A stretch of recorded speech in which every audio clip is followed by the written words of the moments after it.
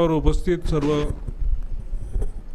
मान्यवरगण, अजून इथे उपस्थित असलेले माझे मित्र, शेतकरी बंधू आणि भगिनींनो, आता इल्लोरकर सरांनी खूप चांगलं माहिती दिली आपल्या वेगवेगळ्या प्रकारच्या वनशेतीबद्दल, आणि त्याच्यानंतर त्यांनी प्रायमरी इम्पॉर्टन्स दिला बांबूवरती. त्याच बांबूच्या विषयावरती मी अजून पुढे त्याला जास्त विस्तृत ह्याच्यात घेऊन जातो. त्यांनी वेगवेगळ्या जाती प्रजाती ह्या सर्वाबद्दल माहिती दिल्या. आता आपल्या शेतात प्रॅक्टिकली वनशेती किंवा त्याच्यात बांबूची शेती कशी करायची त्याच्यासाठी जे मी एक चित्र म्हणजे प्रेझेंटेशनमध्ये हा फोटो स्टोरी सेशन असं म्हणू शकतो, कारण की ह्याच्यात जास्तीत जास्त फोटो आणि बाकीचे मी तुम्हाला एक्सप्लेन करणार आहे. तर त्या हिशोबाने मी तुम्हाला ॲक्च्युली म्हणजे प्रॅक्टिकली तुम्ही तुमच्या शेतीमध्ये बांबूची लागवड कशी करायची, त्याच्यासाठी कसं मॉडेल वापरायचं. बंडवरती लावण्यासाठी तर वेगळं आपल्याला माहितीच आहे की आपण 3-3 मीटरवरती बांबून लावतो, पण त्याला अगर म्हणजे तुम्हाला कमर्शियली त्याला मोठ्या प्रमाणावरती लावायचं असेल तर कसे लावायचे, त्याचं फर्टिलायझेशन डोस कसं द्यायचं, त्याच्यावरती मी आता तुम्हाला पूर्ण फोटो सिरीज दाखवतो. तर बांबूच्या वेगवेगळ्या व्हेरायटीज आहेत. कोणतीही व्हेरायटी लावताना तुम्हाला 1-2 मॉडेल आहेत. एक स्टँडर्ड मॉडेल जो फॉरेस्ट डिपार्टमेंटचा असतो, त्याच्यात हेक्टरी 333 झाडं लावले जातात. पण तेच आपण आपल्या शेतात लावायचं असेल जिथे आपण त्यांचं पूर्ण देखरेख करू शकतो, तर आपण हाय डेन्सिटी मॉडेलमध्ये जाऊ शकतो. हाय डेन्सिटी मॉडेल चालू होतो 600 प्लांट पर एकरच्या पासनं 600, 800, 1200 असे 3 वेगवेगळे मॉडेल आहेत. त्याच्यातलं मी 600 झाडं प्रति एकरच्या मॉडेलचं तुम्हाला इथे हे पोझिशनिंग दाखवली. ह्याच्यात आपल्याला 2 ओळी आपण 3 मीटरच्या डिस्टन्सवरती प्लांटेशन करतो, आणि त्या 2 ओळीमधला डिस्टन्स मग 4 मीटर म्हणजे 3-4-3-4च्या हिशोबाने करतो. ह्याचं मेन उद्देश असा आहे की बांबू वाढल्यानंतर त्याला हार्वेस्टिंग करण्यासाठी म्हणजे कापण्यानंतर काढून घेण्यासाठी, समजा तुम्हाला ट्रॅक्टर ट्रॉली वगैरे आतमध्ये घेऊन जायची गरज पडली तर ते ह्याचं सोयीस्कर होतं. म्हणजे 2 मेंटेनन्स पण साठी तो चांगला असतो. अजून आपल्याला जो पाहिजे तेवढा ते म्हणजे एकतर बांबूला हवा, अजून ऑक्सिजन, अजून सूर्यप्रकाश हे सर्व व्यवस्थित भेटण्यासाठी हा मॉडेल आम्ही डेव्हलप केलेला आहे. 3 मीटर बाय 3 मीटरच्या 2 ओळी, व त्याच्यानंतर 4 मीटरची 1 ओळ. त्या हिशोबाने अजून 2 झाडांमधलं डिस्टन्स 3 मीटर ठेवलं.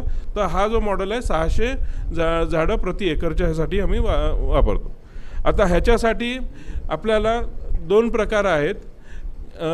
एक तर तुम्ही JCBने गड्डे करा, नाहीतर आम्ही जे एक मेथड वापरतो त्याच्यात म्हणजे कसं आहे, आपलं कॉस्टिंगही वाचतं आणि पुढचं जे ग्रोथ ऑफ द प्लांटेशन आहे ते जास्त चांगले होतं. ते आम्ही जे वापरतो ते ट्रेंच मेथड आहे. ट्रेंच मेथडमध्ये सरळ JCB लावायची, अजून आपली छोटी बकेट वापरून सरळ त्याचं ट्रेंच बनवून घ्यायचं. एक गड्डा करायला जितका वेळ लागतो तेवढ्याच वेळात हा पूर्ण ट्रेंच बनवून बाहेर निघतो. म्हणजे आपल्याला खर्च कुठेही जास्त न लागता पूर्ण लांबलचक ट्रेंच भेटतो.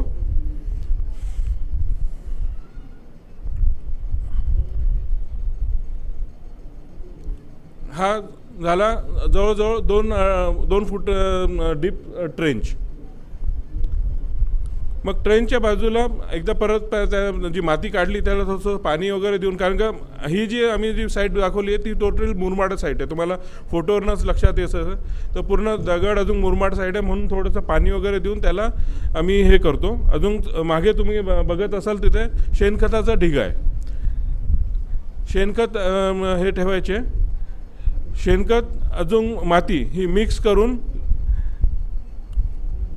JCBने परत आतमध्ये ढकलून द्यायचे.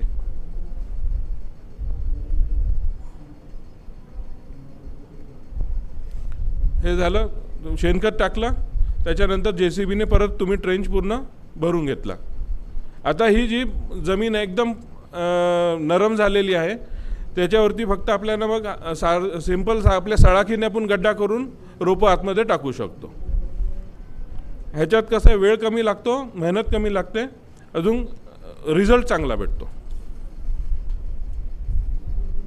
साधं फक्त हाताने हे केलं, अजून आता त्याच्याबरोबर साईडला ड्रिप इरिगेशनची लाईन पण ठेवली आहे, म्हणजे ती एक रो आहे, झाड लावले, ड्रिपची लाईन आपल्या झाडाच्या बाजूला आणून दिले. आता हे ड्रिपचं पण पोझिशनिंग असं करायचं, ह्याला तुम्ही सेल्फ इनलाईन ड्रिप वापरता येणार नाही, कारण की इनलाईन ड्रिपमध्ये आपल्याला जे छिद्र अवेलेबल असतात, म्हणजे ड्रिपचे पॉईंट्स अवेलेबल असतात ते 50 सेंटीमीटर, 80-90 सेंटीमीटर आणि 120 सेंटीमीटरवरती. तर आपलं जे डिस्टन्स आहे 3 मीटरचं,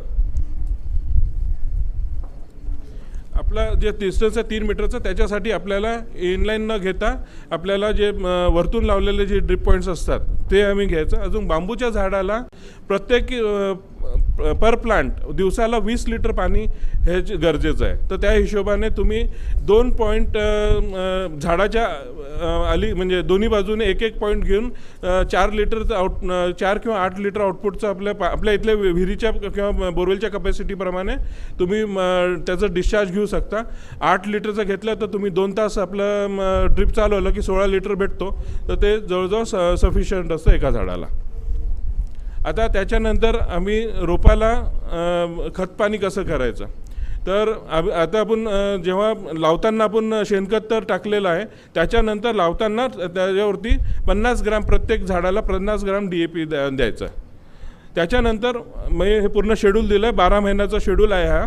मग एका महिन्यानंतर तुम्ही युरिया 12 ग्रॅम, DAP 3.5 ग्रॅम, अजून पोटॅश 14 ग्रॅम. आता तुम्ही म्हणाल की आम्ही हे सर्व ग्राममध्ये देतो, तर आम्ही ॲक्च्युअल टाकताना कसं टाकायचं, तर सध्या आपण जेव्हा ड्रीप लावतो आहे आणि आपल्याकडे लिक्विडमध्ये सर्व हे केमिकल फर्टिलायझर्स अवेलेबल आहे, तर व्हेंचुरी लावून आपल्या किती झाडं आहेत आणि त्या हिशोबाने किती लिटर लागेल त्याप्रमाणे आपल्या डिस्चार्जप्रमाणे तुम्ही हे कॅल्क्युलेट करून आपला डोस डिसाईड करू शकता. तर 11व्या महिन्यानंतर झाड मॅच्युअर होतो, त्याच्यानंतर तुमची जी फ्रिक्वेन्सी आहे ती कॉमन राहील. मागे उपस्थित असणाऱ्या लोकांना विनंती आहे की त्यांनी कृपया आपलं स्थान ग्रहण करावं. उभे राहण्यापेक्षा चेअर अवेलेबल आहेत. आता हे झाड लावल्यानंतरचे फोटोज आता तुम्हाला वेगवेगळी ग्रोथ दाखवतो. हे जसं झाड लावल्यानंतर पहिला अंकुर आलेलं त्याचं फोटो आहे, ह्या तोच मोठा झालेला. हे आता 6 महिन्याचे झालेले झाडं आहेत. हा 6 महिन्याचं झालेलं पूर्ण शेत. हे आता दोनच्या जागी आता अजून 2 अंकुर आलेत, म्हणजे पहिला अंकुर आता मोठा झाला आहे आणि त्याच्या साईडला अजून 2 अंकुर आलेत. हा 1 वर्ष झालेलं प्लांटेशन आहे. आता ह्याच्यानंतर 1 वर्ष झाल्यानंतर म्हणजे आमच्या हिशोबाने आम्ही हे पकडतो की झाड हा तिथे म्हणजे हे झालं, स्टेबल झालेलं आहे. 1 वर्षानंतर त्याची जी ग्रोथ असते ती एकदम सपाट्याने वाढते. आपल्याला पहिल्या वर्षी 2 ते 3 अंकुर आले तरी म्हणजे आपल्याला चांगले भेटणं. 1 वर्षानंतर एकेका झाडाला 3 ते 4 अंकुर कमीत कमी येतात. सरांना विनंती आहे की थोडासा आता फोटो आणि हा पूर्ण वाढलेला 2 वर्षाचा प्लांटेशन एरिया.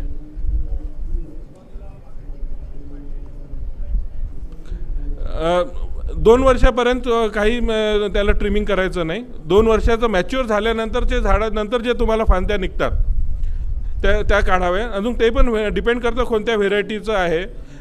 हा जसं बाल्कोआ आहे तर ह्याच्यात ते बाजूबाजूच्या फांद्या खूप कमी येतात.